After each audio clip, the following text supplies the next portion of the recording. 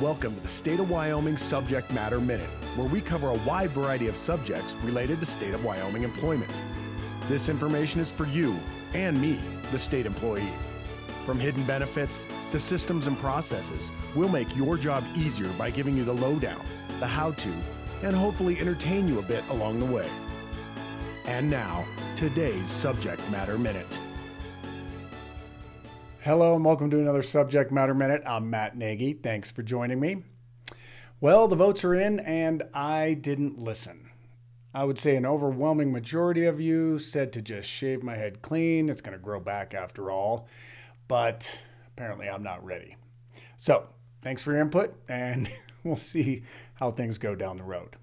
You guys mind if I vent for a minute? If you don't have the time, feel free to skip forward.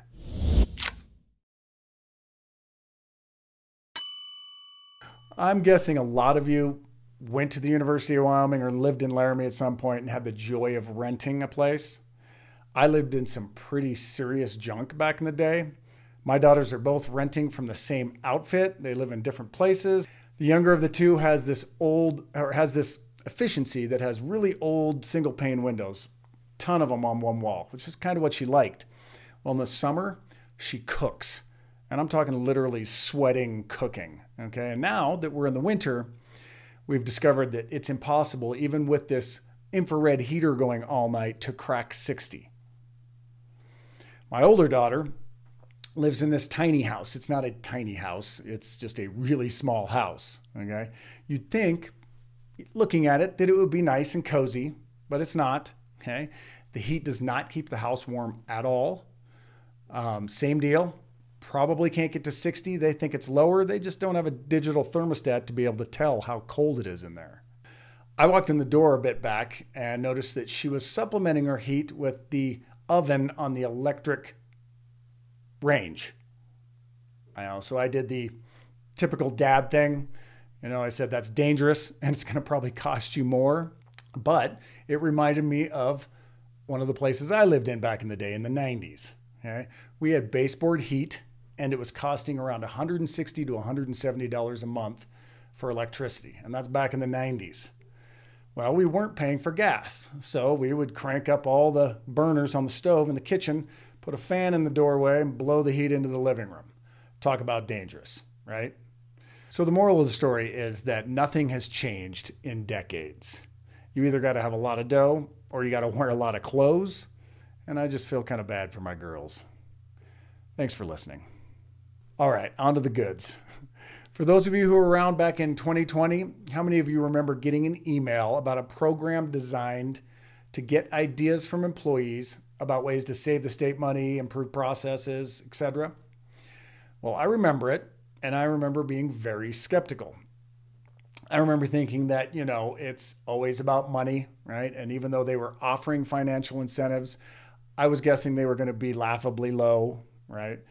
Program immediately went off my radar. Well, the state eventually did reward some folks for their ideas, and it was more generous than I thought it would be. And the state is bringing it back. So today I want to talk about the Ideas Festival.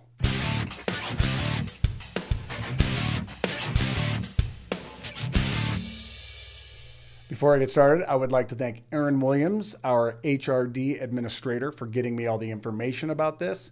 She is today's subject matter expert. Thanks, Erin. For those of you who have been around forever, you may remember the same program under a different name back in the late 80s through the 90s. Through that 11-year span, they gave out just over $10,000 to 31 people. They also gave out 41 days of admin leave to folks who saved the state smaller amounts of money.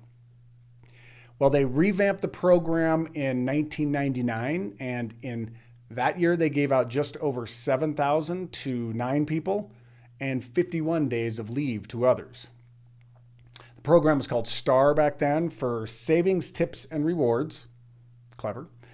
Like I mentioned earlier, the most recent program is called the Ideas Festival. Okay?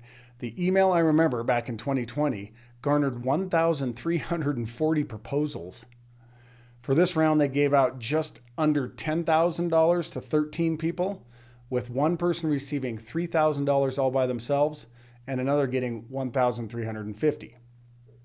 The cool thing about this program is that it's the state taking advice from those on the ground, those doing the work, those getting their hands dirty, either for real or figuratively. All those conversations, you have with your coworker, if we only did it this way, or, things would run a lot better if ... right? Those daily conversations could turn into cash in your pocket.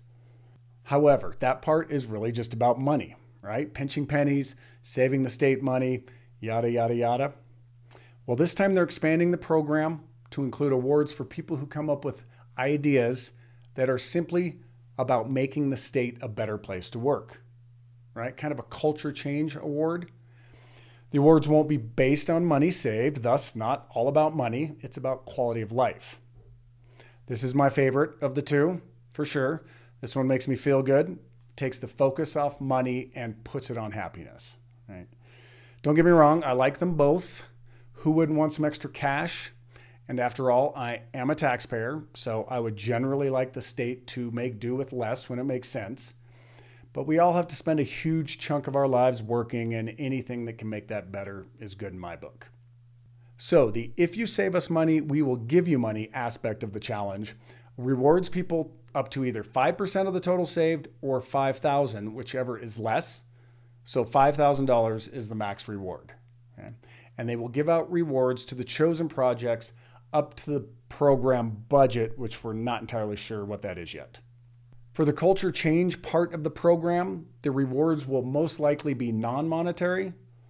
Admin leave days are on the table for sure, but there may be other rewards that are yet to be determined. Okay? There's no limit on the number of culture change idea awards. The state can give out as many as they deem are worthy. So if you and your coworkers have had ideas that you thought could never happen, the Ideas Festival is the time to propose them. Even if it seems like there is a barrier, say time, money, or bureaucracy, this is the program that could get it pushed through. Start writing up your plan and keep your eyes open for the announcement. HRD should be sending out the form and instructions very soon. That's it for today's Subject Matter Minute. I hope everyone had a wonderful Christmas and a fun New Year's. And here's holding out hope that it's an unusually warm winter so my poor kids can be warm in their own homes.